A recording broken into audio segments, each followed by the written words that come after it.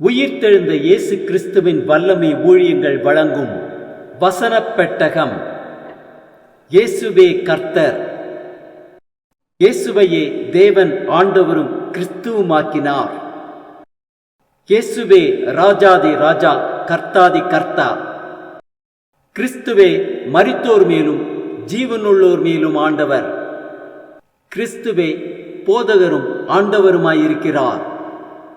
வசனப் பெட்டகத்தின் இன்றைய தின கருப்பொருள்: நான் உனக்கு போதிப்பேன். நீ பேச வேண்டியதை உனக்கு போதிப்பேன். போதித்தலை குறித்ததான வேத வசனங்களை பார்க்கலாம். ஏசாயா 50:4 வாசிக்கிறோம்: இளைப்படைந்தவனுக்கு சமயத்திற்கேற்ற வார்த்தை சொல்ல நான் அறியும்படிக்கு கர்த்தராகிய ஆண்டவர் எனக்கு கல்விமானின் நாவை தந்தருளினார். காலைதோறும் என்னை எழுப்புகிறார்.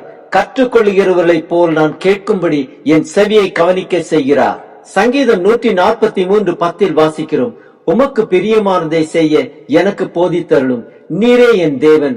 உம்முடைய நல்ல ஆவி என்னை செம்மையான வழியிலே நடத்துவாராக.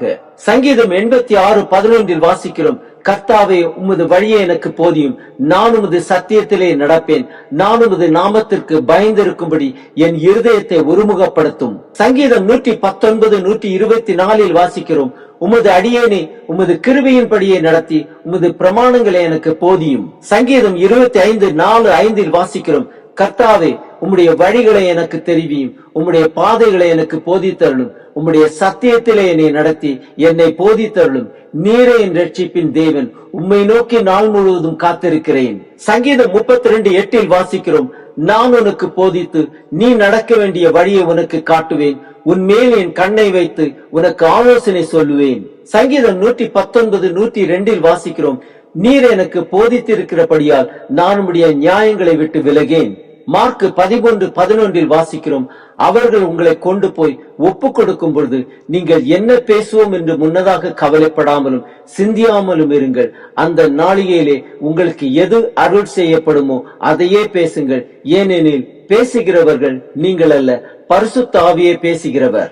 யோவான் 14:26 வாசிக்கிறோம்: என் நாமத்தினாலே பிதா அனுப்ப போகிற பரிசுத்த ஆவியாகிய தேற்றரவாளனை எல்லாவற்றையும் உங்களுக்கு போதித்து நான் உங்களுக்கு சொன்ன எல்லாவற்றையும் உங்களுக்கு நினைப்பூட்டுவார்.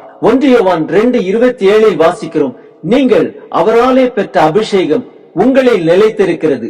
ஒருவரும் உங்களுக்கு போதிக்க வேண்டியதில்லை. அந்த அபிஷேகம் சகலத்தையும் குறித்து உங்களுக்கு போதிக்கிறது. அது சத்தியமாயிருக்கிறது, பொய் அல்ல. அது உங்களுக்கு போதித்தபடியே அவரில் நிலைத்திருப்பீர்களாக. எபிரேயர் 13:7 வாசிக்கிறோம்: வேத வசனத்தை உங்களுக்கு போதித்து உங்களை நடத்தினவர்களை நீங்கள் நினைத்து அவர்களுடைய நடக்கையின் முடிவை நன்றாய் சிந்தித்து அவர்களுடைய விசுவாசத்தை பின்பற்றுங்கள்.